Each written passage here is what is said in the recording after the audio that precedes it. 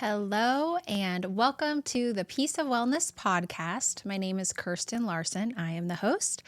And each episode, I am bringing men from various backgrounds together to connect and talk about a certain topic that relates to the two of them. So we are hoping for different perspectives, different experiences, and we come together and see what shakes out. So today's episode is going to be with two men that were in the military, and I have always found it super fascinating how that transition back into civilian life goes and how these men and women can set themselves up for success. So that's what we'll be talking about today.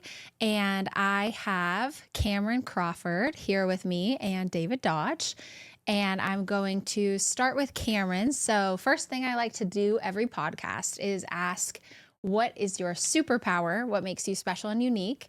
All right. And share a little bit about where you're from and then what you do now in Las Vegas. I'm Cameron Crawford. Nice to meet you guys. Superpower, I'd say optimism. Mm-hmm. I would say I am unusually optimistic in the face of adversity, which is pretty cool. Yeah. Because you can go through a lot and just maintain a positive attitude. And I'm from Minnesota, Minneapolis, repping the 612. Mm-hmm. And what I do now that I'm not in the military, I do medical sales, and then I run my own business on the side. Love it. Does your optimism rub any people the wrong way when they want to take you down with them? Yes. And you won't go? Yes. Yeah. That is probably the biggest downside to optimism, which is a weird one. Yeah. That by The me, haters yeah, wanna there's hate. haters like, why are you so happy? And it's like, why not? I'm alive. So Right. yeah. I love that. I love that gratitude.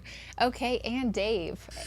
So my name is David Dodge. Most people call me Dave. That kind of happened through the military where, if somebody's calling me David now, I'm thinking my mom's looking for me or I'm going to get in trouble. But I grew up in Europe. So I was originally born in upstate New York, but grew up in Europe. I'm a military brat, an Army brat. So my dad was in the Army. My mom was German. So spent most of my life living in Europe, 14 years of that. And then my superpower is resilience. So, and very similar to optimism, right? You got to have resilience to do the things that you do on a day-to-day basis. Some days you don't want to do things. And so having the vision, coming up with a plan and be collaborative with people and really kind of focusing on nothing's always going to work right, but having the resilience to go, it doesn't matter. There's always something to look forward to and continue to move forward. So having that resilience of it could go bad, but that's okay. Failure is okay. It's not a bad thing. And I think you have to become a master of pivoting. That's what I really think is important. 100%, yeah. right? Yeah. If you're willing to pivot and understand that, things are going to happen, and it's okay. And just figure out, well, what's the next step? How do I go about and continue the task or find something a little bit different, but makes it more successful. Certainly. Sure. And so what do you do now?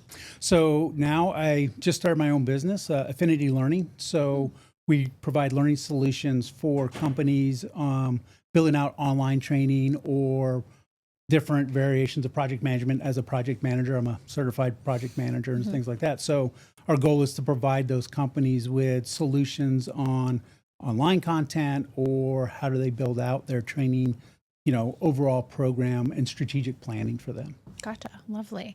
So I want to jump into our topic today. So please tell me what motivated you or prompted you to join the military and what branch did you end up going into or, what was your role like there? Yeah. Me? Sure. All right. So I joined right out of high school in 2014 and my dad's prior Navy. And he always talked about the military and he always said, you can't stay here, but you got to do something. You got to have a job, you got to be in school or join the military. Sure. And, it kind of sounded daunting to join the military. I didn't really know what it was. It felt like just watching Transformers or something. It's like, oh, wow, they're just in the desert shooting robots. I don't know. That's what I pictured in my head. And was that reality? No. Okay. There are robots though, but that was not what I did. And so my senior year of high school, no, my junior year of high school, I went to the recruiter a couple times, just kind of like learn about it. Like, I guess I'll figure it out, and talk to a recruiter. And he was like, you'll get your name on a jet. You get to travel the world. And I was like, oh, that sounds incredible. What a salesman. Yeah. So he sold me on it. And I had actually early enlisted, you could call it. I think it's the delayed entry program is what I did. Right. So I was technically like slotted to go my entire senior year. And I also just didn't have the grades for the college I wanted to go to. And I didn't try hard in high school, which is, if I could do it over again, I'd have tried a little harder. It's a little bit. But yeah, I knew I love to fix things. I've always been mechanically inclined, always looking, how can I take something apart and fix it and learn about it and, decipher how things work. And yeah, then I joined and never looked back. I love that. So then what was your role while you were in the military? I was an F-16 crew chief. Okay. And if anybody's a maintainer and you know what that is, let's go. Right. I have no idea, but it just so happens that Dave does know. Ironically, right? Ironically. Yeah. When we first met outside, started talking, we were both F-16 crew chiefs, right? Which, I just have to say to the audience, this was absolutely unplanned. I met Dave Wednesday night at a networking event that I spoke at. I met Cameron last spring when he came to the in-person men's groups that I did. Yeah. And so I just knew two military men, and I threw you together last minute Thursday before the Saturday shoot. Right. Yeah. And look at what a serendipitous meeting. Yes. So go ahead. So for me, very similar to you, my dad was in the Army, like I mentioned earlier. So we were living overseas, and kind of that decision of, you can't stay here.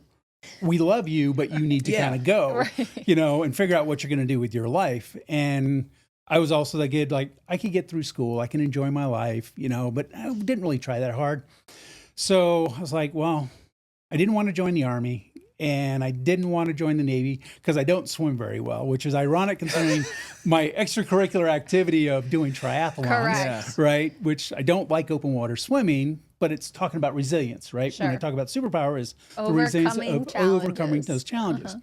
So I was like, okay, well, talk to the Air Force guy, and I was like, same salesman, right? Yep. Get your name on the side of jet. And originally, my plan was to be a jet engine mechanic and work in the back shops and do the engine work. Oh, engine back shop. Right? Yeah, which everybody's like, oh, good luck. But then talked me into, be a crew chief, get your name on the side of the jet. You get all this kind of fame and fortune, Yeah, you're a hero. You're a hero. All these great things. And you're like, okay, well, this sounds kind of like fun. And I was like, all right, did the same thing, delayed enlistment, and then pretty much within 3 weeks after graduating high school, I was in basic training on the 1st of July.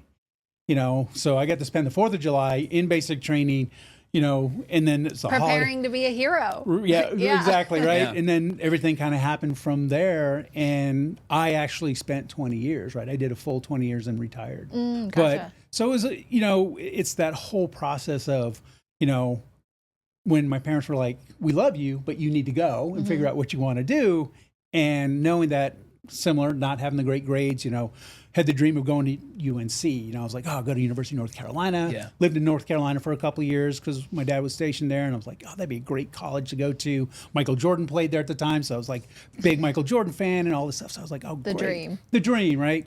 Well, again, you got to have the grades to have your dream sometimes, and I didn't. Yeah. But then it just really turned into, this whole thing about, being in the military and that whole piece, and I loved it, So I had so much fun. And so then that was my question, kind of going into how your experience was in the military. Like, was it mostly favorable? What were the real, rewarding, what was the biggest reward of it? And I guess what would your biggest challenge with it have been, if you could reflect on your time?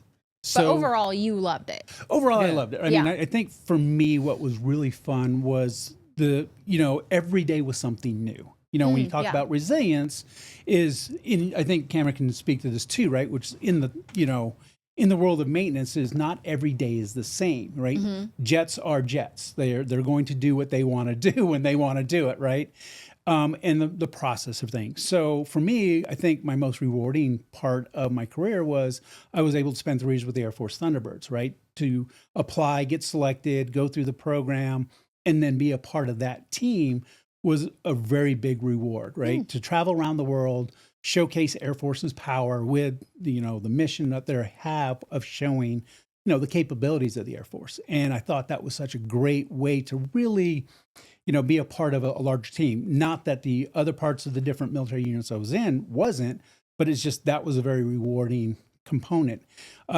Challenges, I think some days it was just the expectation of how you move through the ranks, so those challenges of being promoted, making sure you're doing your job. The hierarchy of really how you want to grow in your career in the military. Yeah. So, but, not so much a hard challenge, but a challenge that, as long as you're willing to face it and get through it, you can do very well, but yeah, a lot of great jobs, especially as an F-16 crew chief, there's nothing more rewarding than looking at an airplane one day and there's no engine in it. And probably Cameron can talk to this, right? You see it sitting out on the ramp and there's no engine in it. And 12 hours later, it's flying. Yep. I love this quote. There's nothing more rewarding than looking at an airplane and there's no engine in it. And then this, because I feel like a lot of people would say there's lots of other rewarding equally. I mean, I feel like I could come up with a few that have nothing to do with a plane or engine. However, I love that that's your definition here, Dave. Right. And the fact that Cameron can relate, which is so funny. So I'd love to hear what you have to say. Yeah, I think it's that team player aspect. There's so many jobs, like in being a crew chief at least, that you can't just do on your own. You need one other person. If you're a 7 level, you have to be working with the 5 level, the 3 level. And yeah, I think that was really rewarding for me. But I think probably the most rewarding thing I got from the military was something I didn't expect. And I think that was just pride in America. I never grew up with a lack of pride in America, but it was never a focus. Yeah. And getting to travel around the U.S., getting to travel around the world. I lived in Asia. I lived in Korea for a year. And getting to see what different countries look like and different cultures. I just realized how blessed I am to live in America. Yeah. And I think I didn't expect that at all to come out and be like abundantly proud of that. Yeah. Not that I was never not proud, but of just course, like, but oh wow, like, that really grew. this is amazing. And you talk about that pride, right? For me, I went to basic training through the 4th of July weekend, right? So we didn't get our uniforms right away. So we had the term, what we called back then was a rainbow, right? So you stayed in your civilian clothes waiting for, but that weekend, it's a long 4-day weekend, but you saw all the other recruits and they would play, the national anthem, you heard all that, but you would hear like God Bless the USA. And so you built that kind of pride that whole time as you're going through. And I thought that was very, telling for me, because growing up around the military, and I grew up on military bases, especially overseas, traveling throughout Europe. And then, I spent my time in Asia also. I lived in Japan and Korea also. And, like you said, you start to see the difference of how people treat you when you have that same pride. Yeah. So, and that was really interesting for me. Yeah. Yeah. I'm sure. Challenges though. Yeah. I was not very good at my job in the beginning. And I think I had an ego issue. So I didn't take direction very well. And because I bucked against the system of leadership, and there's people that are, 2 years older than you telling you what to do. And you're like, I'm a grown man. I'm 18. I don't need to tell me what to do. Yeah, people do need to tell you what to do. And you don't know it all. Yeah. And so the first 2 years were really like excruciatingly hard for me. Yeah. To try to figure out like, how do I fit in? If I'm not good at the job, and being good at the job is super important. And there is like, there's little pods of people that like, this is like the A squad. Yeah. And everybody wants to be part of the A squad. Like they're the guys that like your expediter's like, hey, I need you, and you, because I know you can get it done. And you're like, these guys are like in super soldiers or something. Elementary school at recess. Yeah. Like who's picked first. Yeah. It's like being on the dodgeball team. You want to be the last pick, Right, right? You're right. like, everybody's picking me last. But to your point about that, which I think is really interesting, is, I had a lot of, as I got later in my career, you know, when I was the flight chief and the production super, Yeah. it was taking these young kids that were coming in. So somebody like you, for example, and sitting them and saying, look, you need to have a goal, right? You need to have Yeah. understanding. I want to put you with a person I know can help you, right? The whole mentor thing. You know, back when I came in, it was really and I went in 1986. So, you know, it was really if you made a mistake, they were going to take you out back behind the shed and just punch you in the face and move on kind of scenario. But What a lovely time. right? But that's not what happened. Let's Right, just clarify. but, yeah. But it was a lot of that kind of mentality of, we expect you to know how to do your job.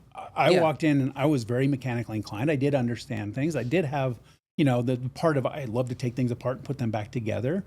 But, you know, we didn't treat us with mentors. It was, you learn by fire. Yes. And so when you learn that way, it can either put a fire in your belly to learn, or it can actually switch you over to be, you know what, this isn't for me, and I don't Right. want to You be sink or here. you swim. And different, Right, yeah. because you sink or you swim. Right. And so then I am curious, you're saying that was really kind of that 2-year mark, but what Yeah. really changed, or how did you kind of overcome to the next phase?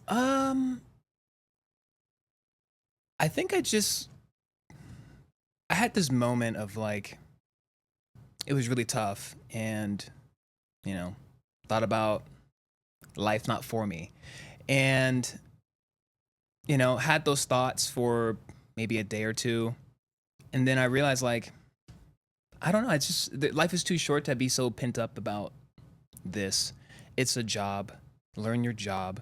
If you learn your job, you won't have people picking on you all the time. If you just listen and just slow down and like take notes. I had to create systems. I became very systematic. Systematic, I yeah. had notebooks with notes and little references. So I was like, I don't have to use my head so much. I can just look at my notes. Yeah. And I think taking the pressure off of myself to have to think and instead to create systems really helped me to absorb what I was doing versus trying to remember what I was doing. Yeah. And I think when people realize like, oh, okay, he's actually like, he's taking notes. He's like asking good questions. He's not just, I got it, but can you explain to me how this works? And I think asking better questions really helped me to absorb it. It built trust with people like, okay, this guy's like, For sure. yeah, like he's down to They ask saw questions. a much different side. Yeah. And I Yeah. volunteered more to like, hey, let me get on that. Hey, I've never done it before. Can I hop in with you? Yeah. Can I watch? And like, oh yeah. Here, hold this. Okay, I'm just holding holding the ISA. I'm like, my shoulders, like help. But yeah, systems, better questions, and being proactive and trying to learn. Yeah. But I think what that lends to is putting your ego aside. Yes. Right? Which is what a lot Absolutely. of people don't do. And I always say this, when people ask me about my time on the Thunderbirds, and the Thunderbirds was the greatest thing because people that go to Thunderbirds are typically the higher, top-notch type of maintainers that you were talking very about, right? A-type. Right, very A-type personalities, which I was not one of them, which people go, yeah, right, Dave. They always tell me, they're like, sure you weren't. And I'm like, well, I really wasn't. But Everything is on a spectrum, and just because you were a little less so on that, right, exactly, on yeah. that spectrum. But it's, you used to always tell, and one of the things on the Thunderbirds is you can get on the board we had a 21-day program when I went through Thunderbirds, and it's really, you spend 21 days learning the history of the team and doing all these things. So there's this whole process. And when you're on that board, what I would tell new people that came to the Thunderbirds is you need to remember one thing, and that is to check your ego at the door. At day one, you're not any different than anybody else here. We're all the best at what we do. So keep your ego checked, right? And you're not going to know everything. So it's okay to ask questions. It's okay to be out there and learn. I think that's actually so huge though, because even in like corporate America, again, I go into a lot of companies and organizations and do workshops on different like interpersonal skills and culture, right? Like company culture. And if the leadership is saying it's okay to ask questions and you're not going to know everything, that's so huge because it sets people up to not come in with the chip on their shoulder Yeah. and like feel like they have to prove themselves and feel like they're, like on the chopping block all the time. Like, I think that's really important for any sort of leadership to be doing, to make people come in a little more disarmed versus like ready to, I have to prove my worth and all of that. Yeah. And I think it goes back to what we talked about on Wednesday night when I first met you, right? Which is that whole element of empathy and active listening. When you're building a team as a leader, it really is about trying to be that servant leader. And being that servant leader is, I need to know that I don't know all the answers. Exactly. And I don't, expect them to walk into that job and know all the answers. And truly model that to the team. 100%. And, the teams I've been very fortunate to build in my last team at Tesla, where I worked at, that was the whole premise of what we did, was really about building out, look, we're here to work together as a team. I'm not here to micromanage you, because nobody likes to be micromanaged, right? Terrible. Because if somebody's telling you, take this part out first, go do this piece first, go do that. Like, dude, I got a TO, I can do it. Yeah, I got the technical data right here. I know how to follow the steps, right? I know how to follow things. But it's really about building that trust, and then also listening to them. Like you said, that whole part of active listening and empathy. Absolutely. How do I understand that, if you're working and you're really tired, what's going on, right? What else is happening in your life? And that transition from the military of understanding you still need to check you at the door is the same in the corporate world, right? Yeah. You may walk in and have the best degree, top notch, and think you know everything. There's always going to be somebody that knows just a little bit more than you. And there's literally no way to know everything. No. So that's the issue I have. I actually know a number of other coaches that call themselves experts, and it's their thing. They, I mean, I guess you can be an expert and whatever, but I would never call myself that, and I would never just like champion that, because I know there's still so much I don't know. Yes, I have a wealth of knowledge on the things that I do, right? But even the things that I know, there's still more that I don't know, and there's just so much that I would love to learn, and still, I don't know. So I just have a hard time with people, kind of like walking around with that sort of label, when it's like, yes, we can all be good at what we do, and we want to take pride and be confident and comfortable, right? Like in our skill set. So it's not like I want people to be insecure about it, but it just is something that kind of turns me off, when people kind of come in with that attitude. Yeah. But I'm curious, because we have a lot to talk about on this topic. Yes, we do. And so I'm just curious. I know you said that you actually retired, so you did your 20 years and retired. But Cameron, because your time was shorter, what made you want to leave the military, or what kind of prompted that? Yeah. So I did 6 years, and it was around my 3.5 year mark. I was in Korea, and my mom ended up getting breast cancer, and I hadn't done any school. I was just trying to survive and like get good at my job. So just grinding on learning to be a crew chief. And then I was actually support in Korea. So then I had to learn a whole new job Process. Yeah. A whole new process. But yeah, my mom got sick, and there's like a whole backstory about my dad and him having a similar situation with his mom. Wow. Where she got sick, and they didn't really have a relationship till she was dying. And then she lived with us when I was like 8. And I was like, I don't want to repeat that. Yeah. So I started thinking about how do I set myself up to leave the military to have stability? Because if I have to take care of her in like her end days, which thankfully she's alive and she's good to go. Yeah. But at the time I had no idea. Of course. If I have to take care of her, how will I have the stability to do that if I have to deploy, or if I have to go to Italy, or, I'm getting orders somewhere else, and then does she come with me, or how does that work? So I was like, I want to set myself up to get out. And I also tried to cross-train to be a chaplain assistant. I was in school for religious studies at the time to become a Christian counselor. And so I was like, that's a perfect fit. There's a job in the Air Force. So I tried that. I got denied. I went to the board, did job shadowing, all kinds of stuff. And so kind of dug my heels in on like, let me do school. And then I learned, and, people might watch this and be like, oh, that's not what it is. When I looked it up, after I had already done a semester of school, and my dad asked me, like, how much do they make?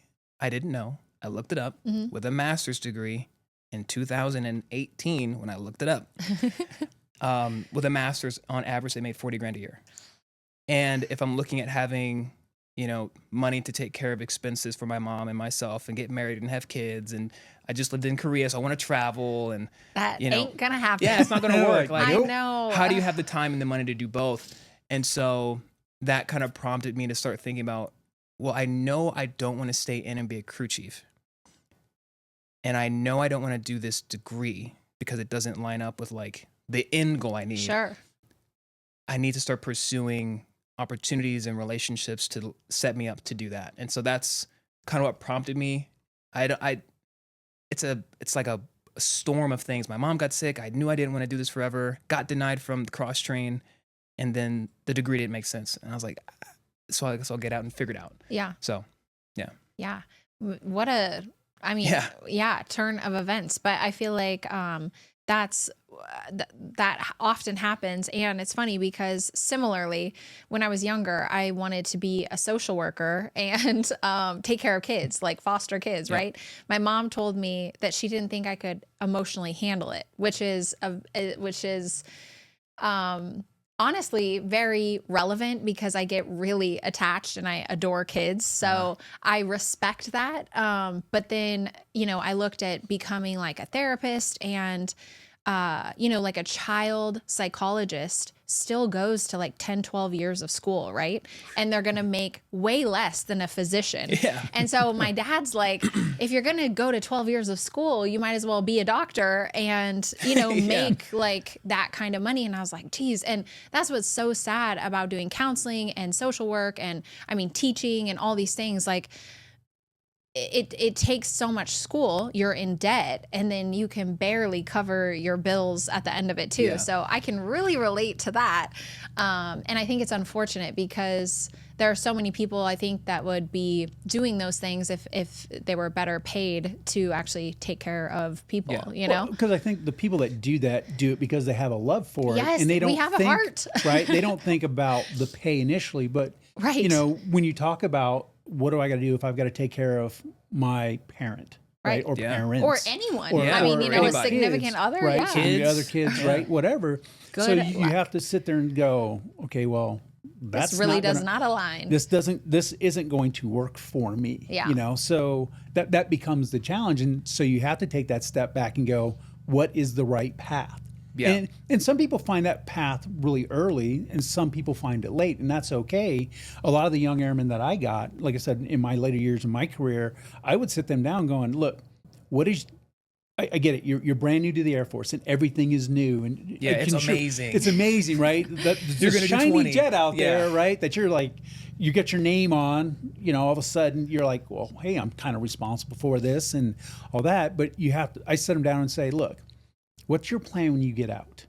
Because at some point you're going to either decide to stay for your full time, or you're going to get out. Whether you're going to do 4 years and get out, 6 years and get out, whatever. Yep. What's your plan? Are you going to go to school now? You need to take advantage of what the Air Force is offering with tuition assistance. Let them pay for your education. Pick a degree that you want to do. I tell people what I do now is not what I did in the Air Force. And what I have a degree in, I have a degree in architecture. So I went from working on airplanes to an architectural firm in a completely different environment of pounding the ground and turning wrenches to, okay, let's work on how this building gets built out. I did a lot of architectural work here in the Valley with the firms that I did work for. And you're like, okay, well, this is a completely different thing. But I do tell them, know what you want to do. Take a year. Sometimes that's really hard though, Dave. Okay? It is. It's not just know what you want to do. Some of us take a winding path to get there. It took me almost 15 years in the Air Force to go get my degree in architecture. Yeah. Right? Because I did I'm going to stay in for 6 years. I'm going to get out. I'll have my degree by then. And then you were a lifer. And then I ended up doing 20 because, I did 20 because by the time I got to the Thunderbirds, I had 9 years in. It was a 3-year controlled tour, so you have to do 3 years to take 12. The job. So I'm at 12. So I jokingly would say, well, that's 8 more years of, I used to say, standing on your head, right? You just got to really survive for another 8 years and figure out from there. And part of that was, okay, now I need to figure out what degree am I going to have? How am I going to support, at that time I was married, how am I going to support my family and do those things? So I needed to, okay, make a decision. To your point about you have to have a plan and know that I've got to take care of more than just me. Yeah, It's the world is longer bigger me. than you. And that's what I realized in Korea, because I was like, when my mom got sick, it was the first time in my life as an adult, I think maybe the first time ever in my life that I thought like, oh my God, my life is bigger than me. Because I'm 21, I have no responsibilities, no kids, no girlfriend, no bills. I'm just living the dream, partying in another country, having a blast overseas.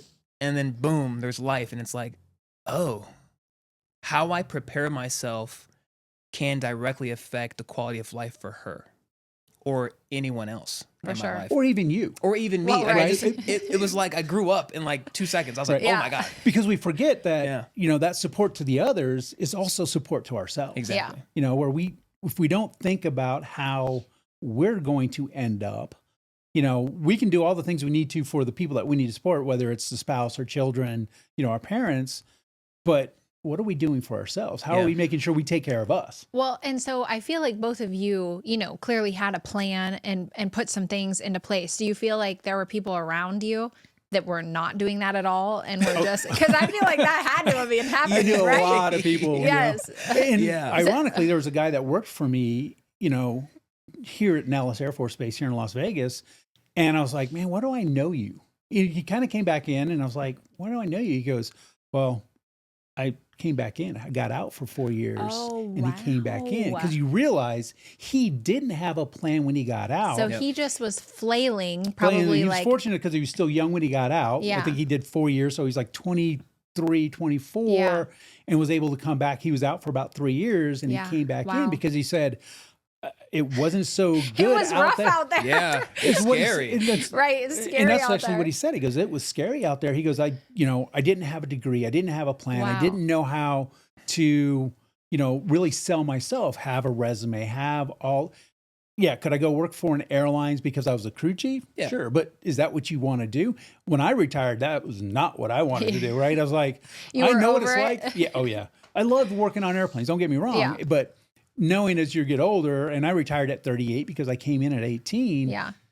But I didn't want to go walk out on, airlines ramp, 110 degrees. I know what that was like. I'm good. Let me move on. I'm good. I'm good. So I'm curious, besides, you both talked about looking into an education piece and having that as part of your plan, but what else really set you up for success with the transition? Like, what else did you need to have in place for that transition to be fairly smooth? And was it smooth? Do you feel like it was smooth for you, Cameron? So I got out during COVID. Yeah, I got out September of 2020. And I was going to do SkillBridge. I don't know if was that program around when you were Well, it's called TAP, Transition Assistance Program. So it changed over. Yeah. So TAP, I still went through TAPS, which is like, I think it's a week of like the Air Force, like explaining like, this is how much things cost, and this is the cost of an ambulance. And it's like, how's it relevant? Right. But Okay. SkillBridge gives you 6 months to basically enter, to be an intern with a company. Yeah. We didn't have that when I was retiring. And are they matching you with a company or? No, you get to pick. Oh, okay. Yeah. So like some people, they have like, family members that have businesses or friends that have businesses, and you're like, yeah, dude, you can come work for me and I'll literally teach you how to do this job so you have something when you get out. And so I had no like real experience with like any of this stuff. So I was gonna do a job in insurance sales, and literally I think the day I was supposed to, like maybe a week before I was supposed to start or something like that, or submit my package, COVID happened and all that was scrapped. So like there was none of that. And so it wasn't necessarily smooth. I got out of the military. I had like no real plan. I had like optimism. I was like, I can do this, whatever's thrown my way. Yeah. Right. I was like, whatever happens, I know I can make it. Mm-hmm. Don't know what that's gonna don't look know what that's like. But I would say the biggest thing that I think helps is having civilian friends.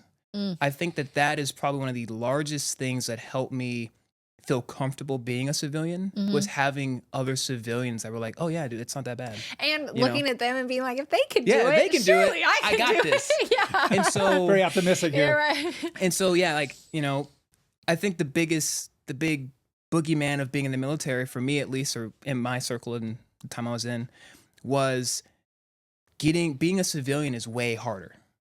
And I was like, it's scary because you don't know anyone that's out until they're out. And then they usually go back home and like you lose connection with them, or you just text them now and then, but you're not like hanging out. And so I didn't really have experience seeing people exit the military. And I'm like, I don't really know what to expect, but I'm like, these civilians are married, Out they here have doing houses, and these they're chilling, and things, they're yeah. okay. So I could do this. And that really helped with like me having resources, connections. I actually ended up getting my first job out of the military through Richard. Oh, yeah. Yeah. So he actually had a friend that hooked me up to work at T-Mobile selling cell phones. I had to put my ego to the side. Yes. I was a staff sergeant, just came out from being in the military, traveling, to now I'm selling cell phones, getting yelled at. You know what? And if you haven't had a role where you're serving the public and getting yelled at, and then I feel like you're missing out. developing You're not living. character. You're not living. To You me, have you're not no living. character. Yeah. You have no It builds you. integrity because, Yeah. right. we've all been there. So it builds you in different ways. Yeah. And so the transition was rocky. I think I was getting like $400 a check or something like that. Yeah. So I'm like blasting through savings because I also had a month of terminal leave. So I was traveling and having a good time and was not focused on the future for whatever reason. And so blasting through savings was like pay for my house, pay for my car. I'm making no money at this job. Yeah. And then I finally got my disability, which would get your disability if you are not out yet. Like if you're planning to get out, like figure that out. But that helped a lot with being able to supplement my income, and then just building the confidence in myself. Like I can quit this job. I realized I can quit. I was like, oh my God, I can quit this job? I'm a civilian. I can quit. What a completely different world, right? Crazy. So, quit that job, got a new job. And then quit that job after 9 months, and then met the CEO of the current company I'm at in a coffee shop, and the rest was history. rest is I love history. that. Yeah. Well, and that's what I want like viewers to come away with after this conversation is like, what are some tidbits or like advice for them to make this a little smoother if that's possible, So one, the plan, utilizing the resources that the military offers, which is paying for school, if that's something they want, if they can identify that as helpful, and then having civilian friends. Yeah. And I think I'm also hearing, think a little bit about the actual exit, because if you're living it up and partying it up, it will be a little bit of a slap to enter reality and understand that. In this, I think you need to know what your end goal is. Yeah. Like beyond your DOS immediate. State. Yeah, beyond your like, I'm finally a civilian. I think you need to be looking at like 5, 10, 15 years from now, like what kind of life do I want to have? Like if you're not married, do you plan on being married? Because that requires a certain level of personal growth, being attractive to someone just as a person, not like physically per se, but like changing yourself and really looking at, okay, well, what opportunities do I need to start pursuing to make this happen, for time, for money, for, relationship, for influence, so on and so forth. And I think that is something that a lot of people don't think about. And I realized when I was deciding to get out and I started talking to a lot of my coworkers, none of them were thinking about that at all. They're like, I'm just going to work at Walmart. I don't know. Will you? Right. And can you even get into Walmart? Yeah. And really thinking about like, what do you really want your life to look like? Yeah. Not just what do you want to do? Because after you do whatever you do, you have to go home. And after you do whatever you do, you have, bills. There's other pieces of life. There's other pieces of life. I think I actually really like this point, because in one of the other podcasts, we talked about how a lot of people are out here just truly willy-nilly every day with no real understanding or appreciation for where they're trying to get to, and so I know a lot of people that of course are very concretely writing out goals, personal goals, career goals, work goals, all that. But I think that there's a huge population that is just out here winging it. And that's okay Yeah. to a degree, because I know that at different points I've been winging it too. Yeah. However, it's like, I think it's super important to know where you're trying to get to at what certain kind of time, like by 40 or in 5 years or by 50 or in 10 years, because then you're looking at what are the actual steps to make it there rather than, well, today's Tuesday, so I'm going to just do my Tuesday things. And then tomorrow's Wednesday, so I'm just going to wake up and I'm going to do my Wednesday things, and I think it's just so easy to get complacent in that. Yeah. So I like that point. And So I think kind of, SkillBridge didn't exist when I was retiring. So, we didn't have that opportunity to find a company to kind of figure out if this is what we want to do in our afterlife, right? And fortunately for me, part of the architecture program at UNLV was you have to do an internship. You have to do 200 hours. So you have to go work in a firm. The firm's option is to pay you or not, but fortunately the place I worked, they paid me. So I was, it was kind of nice to get that and get a really good. Lucky you. Healthcare internships are unpaid. Okay. So it was very, very fortunate, but it also gave me a good taste of, and I did that towards probably like the last year and a half before I retired. So I was able to kind of see, because I was towards the end of my career in the Air Force and I was getting my degree kind of at the same time. So I was like, oh, well, I get to see what it's like to work in an architecture firm. So I had that kind of what, now is SkillBridge, but it was kind of, for lack of a word, forced on me because UNLV required it to graduate. And so for me, that transition was relatively easy because then I did have those civilian counterparts that were able to kind of like, this is how it is, because we're so used to the rigor of what the military is, right? We knew every day what we were going to wear. Yeah, no doubt. I didn't have to think twice. To be fair, like being told what to do, so you kind of go on autopilot, I feel like, where like, yes, you're dressing in the way you have to dress and you're eating, like the things are kind of just set up for you rather than you having your to set schedule, them up. right? Like you said, I know what I was doing Tuesday. I knew what I was doing Wednesday. I knew it was Thursday, Friday. And if I had weekend duty, I knew what I was doing Saturday and possibly Sunday. Very predictable, right? In that realm, so I think for people to take advantage of getting to know civilians and having some of those conversations on, well, what's this like? How does this really feel for you? Yeah. Because it's going to be different for everybody. Yeah. It's my experience is completely probably 180 degrees different than his. Sure. He got out after 6 years, which was my original plan. And then I ended up finding out that I loved what I do. But on top of loving what I do, I didn't have a plan. So it was like, well, I just need to enlist just keep going. I might as well keep going at this point. And then with the Thunderbirds, it was like, oh, cool, with the Thunderbirds, so let's just kind of move on, and I might as well just stay the 20 and take advantage of the benefits that are afforded to me after I retire. And you're right, disability, get your disability. If you have something that happened to you, take advantage of those. I shouldn't say the word take advantage, right? But utilize the opportunities. Right. Yeah. Absolutely. So, it is about having those conversations with civilians to really understand, because selling cell phones, probably was like, why? Why am I doing this? I was like, God, what did I do? What did I do to end up here? And I've had jobs like that, 2008, 2009, when the economy tanked, and architecture firms in the town, like 90% of them closed their doors. So I was unemployed for like 6 months. And then, like you said, and at that point I had a family, 2 young kids.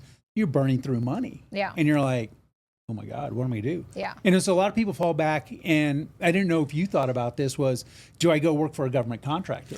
Yeah. So, because there's all that, it's on Nellis. It's super easy. Yeah. And I was like, ugh, now I'm going to stick it out. So. Right. Because a lot of people don't want to get out of that comfort zone. Right. Yeah. And so and like you guys said, I mean, to the average person, it has to feel very scary, because you're not set up to understand how it operates. Right. So it is a foreign situation. The conversations, while we think of them, they're normal conversations with civilians, it is different, Yeah. right? Because Oh, for we sure. speak a different language. Yeah. Sometimes you'll say stuff. You guys have been this whole morning. Yeah, like we you can know? go back and like, forth yeah. with like just military. Right, because like, in my head, when you said DOS, I'm like, she has no idea No what clue. DOS Data is. Like, separation. data of separation, right? But for me, I was like, okay, I know what that is. Right. But it's, you know, it's also taking that vernacular of what you did in the military and understanding and not trying to go down that road when you would enter into that civilian world, because they're going to look at you with like three heads, like, what are you talking about? Yeah. And so having that civilian friend of like, okay, now I need to make this transition on how I'm talking and the vernaculars and the words I'm using, because it's not that I'm smarter than them or they're smarter than me. It's just that's what I'm used to saying. Yeah. And And it's a different world. It's a different world because you say, you know, 1800 Zulu, they're going to look at you like, what is 1800? Hmm? You're like, well, it's 6 o'clock. Right. You know, I hate military time. I love it. Just for the so much record, easier. I It's hate so military much easier. It is. After 12, it's just add the 1, 13, You know, 14. I hear you, but Right. But you know, it is very important to have those conversations with people like that, Yeah. you know, and understand. And I think there's a great path of learning on both sides, because then they get that part of what does the military do? Because some of them may have never been exposed to it at all. Yeah, my parents, you know, weren't in the military. My grandfathers were, because it was, you know, war times, but my parents were, so it wasn't really a military family. So it really is quite foreign to me. Yeah. And I have a good friend, I had a good friend in college who was dating and then married someone in the military. And so then when she would tell me things, I'm just like, you know, it's just, you're kind of lost. And, Right. and I have like empathy for the situation. And I can only imagine how a deployment goes for a family and all of that. But I really just don't have any intimate understanding of it, you know? And so it really is. So that becomes that, you know, kind of interesting part, right, of having that conversation where, you know, what we say, what you say, and understanding and really feeling for the group, right? I always go back to that part of active listening and empathy, right? As a good leader, you know. And a good human. And a I good would like human. to just point Yes. out a Right. good human. A good human, right? Yeah. Those parts are just as important too, right? It's like we really want people to understand, you know, where we get our pride from, or why do we walk around with this feeling of who we are. You know, whether we spent 4 years in or 20 years or 30 years in, we all typically walk around with this, you know, this kind of pride that we naturally have because we are happy and proud of what we've done. Yeah. And I actually love that you said that, because I'm curious if you feel like there's like a misconception that you wish, you know, the general public understood better, or like civilians understood better. And that just makes me think of the fact that like you all are going to feel this sense of, or most of you feel this sense of, you know, deep pride. But is there any other misconception or thing that you, or just like aspect that you feel like is commonly misunderstood Misunderstood about the military. and you'd love to clear up, or Um, just have the average person understand? maybe like that we're people.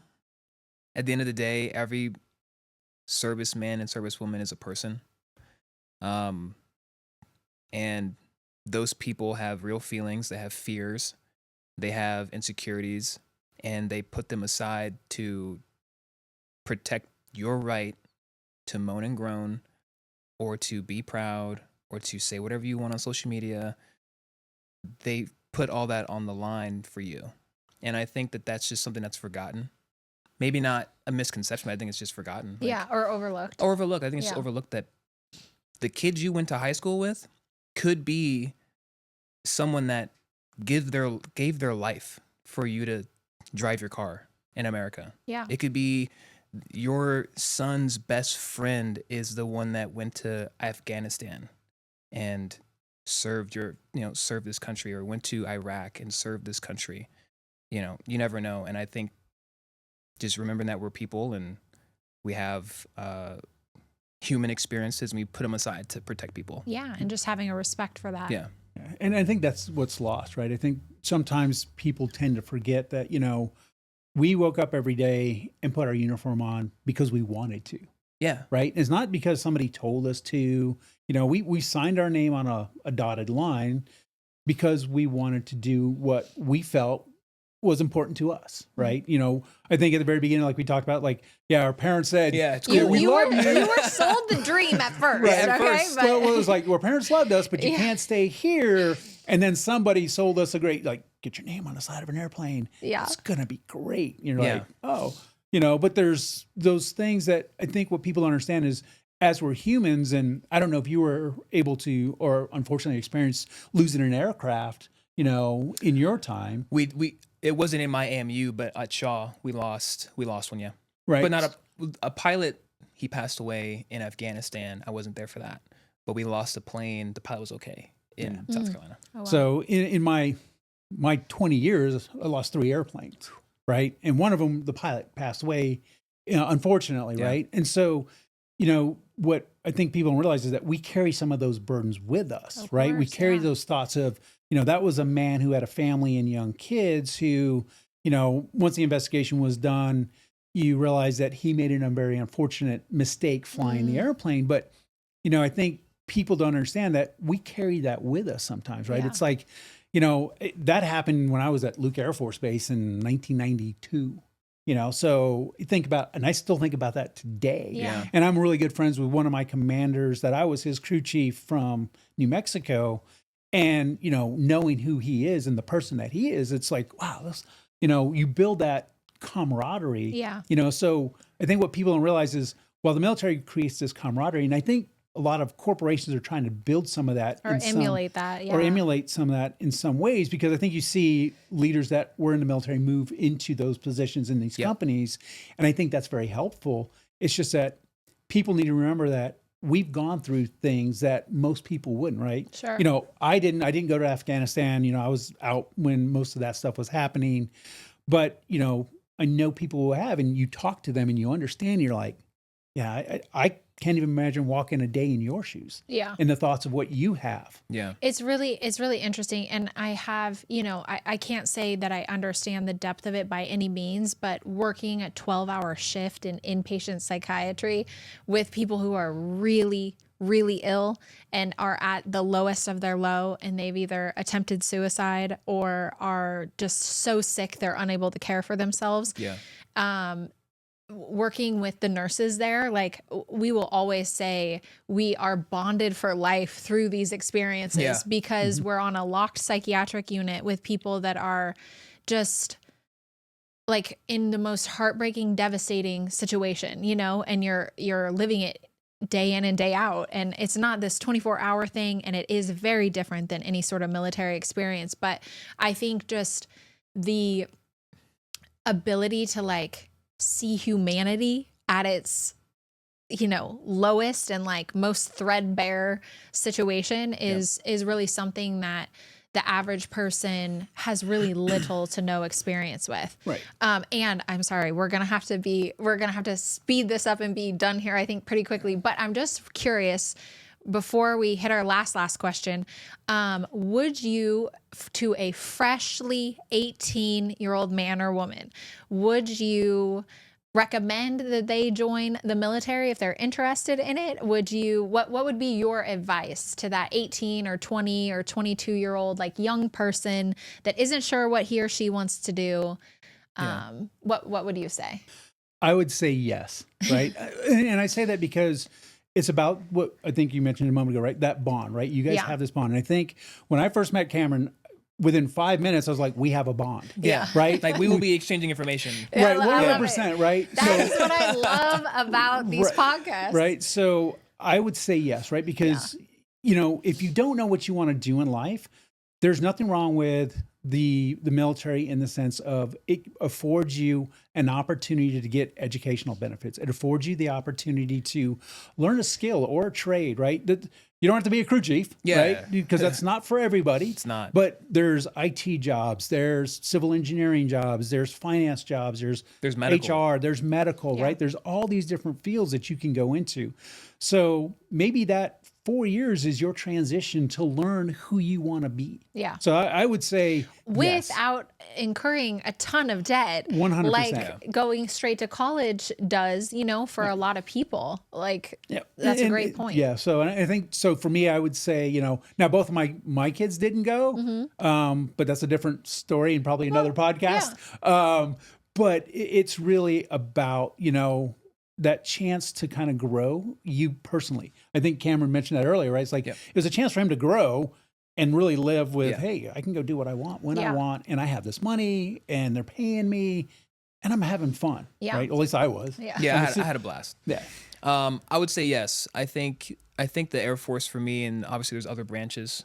I can only speak on the Air Force, but the Air Force for me was a safe place. My dad always thought of like your house. Your house is like a safe place for you as a parent, as a kid, to make mistakes and learn, so that when you go into the world, you have it's like a sandbox, and you've already practiced at home, so you go out in the world and you can go and basically show expertise in an area, or just go forth and kind of multiply. And for me, the military was that safe place of getting to develop myself. If you make rank, obviously you learn leadership. If you don't make rank, you learn how to follow directions and put your ego aside and grow yourself. Valuable either way. And it's such a great place, I think, to get to be part of a bigger mission, a bigger team, and test yourself. I think a lot of people are like, there's all the posts on Facebook. I would never let the drill sergeant yell at me. Well, why don't you go see? Good luck. Why don't you try it? You never know. Because I did, and I didn't think I would like it, and I didn't like it, but it made me stronger. Yeah. And I think the military I think if we get enough strong people in the military, we'll have a really strong country. And I think it makes you stronger, even if you don't really enjoy it. I think it shapes you. So I love that. Okay, well, thank you both so much for this conversation. Like I told you ahead of time, I feel like we could probably talk about it for 3 hours. Yes. I know it would be very easy to do. But for these purposes, we got what we could covered. And the way I like to end my podcast, because I am true Nebraska girl, loves her food, love to talk about food. So I want you to share one of your favorite meals and restaurants in Las Vegas. Just a spot that I know we have lots. We all have many that we would go to, but just share one of your favorites. You want to go, Cameron? Or you want me to go? I'll go. All right. In the Arts District, there is a restaurant called You or Me. They also are at Durango Casino. They're a seafood sushi kind of fusion spot. Delicious. The owners are awesome. What's your normal dish? I usually get the stone rice bowl. Okay. But you can't go wrong with any of their sushi selection. It's some of the freshest sushi you'll get in Vegas. Oh, I love that. Okay, great. Thank you. So mine been here, and it's an old school Hugo Cellar in Fort Queens. I have heard of it. I've not been. So I always get the filet you could cut with your fork, right? It's kind of that, but they have seafood options, plenty of options. But they make your salad off of a Lazy Susan. So it's just this, it's low, it's dark lit. It's just like this complete Vegas, old Vegas vibes. Old Vegas ambiance, right? Yeah. And it's very classy because, if you take a date, a woman goes, they give a rose to the woman, right? So it's very classy. Where is this? Hugo Cellar. Hugo. Oh, I've heard of. Okay, I've heard. Yeah, it's in the Fort Queens, right? Yeah. So it's off the beaten path kind of thing, right? It's old downtown, but to me, that's like one of the best places because I've heard great things. It's low ceilings. It's the brick. The sommelier there he's been there for over 30 years. I think almost 40. That's amazing, right? Wow. Because I met him there in '96 the first time I went, and he's still there, and I think I went a year ago. I love that. So that's amazing. Wow. That's a real Vegas treasure, something like that. Yep. So that's my favorite, kind of a birthday place that sometimes I go, or special occasion. just some special occasion or whatever. Yeah, it's my favorite place to go. Well, of course, Nebraska girl, I love a steak, but I am very picky. But I've heard great things about it, so I will definitely have to check it out. And Absolutely. The one that I'm going to mention today is actually just this fast casual place called Vito's Tacos. Love and they Vito's. only do birria, which is like my love. And so I highly recommend Vito's Tacos for anyone in Las Vegas. They have, I think, like 3 locations now. I've been to all of them at least 4 times. And they have a food truck. And they have a food truck, Your yes. options are endless. Yeah. Yes. And so I'm glad you've been there because Yeah, it's you so gotta good. eat the consomme too. Oh, I mean, it's their beef is just so delicious. Tacos are The just- way they marinate it and everything. So Chef's kiss. love it. Shout out to Vito's. And thank you all for joining us today for this conversation on the podcast. Please like, subscribe, share, and I look forward to the next episode. Thank you so much.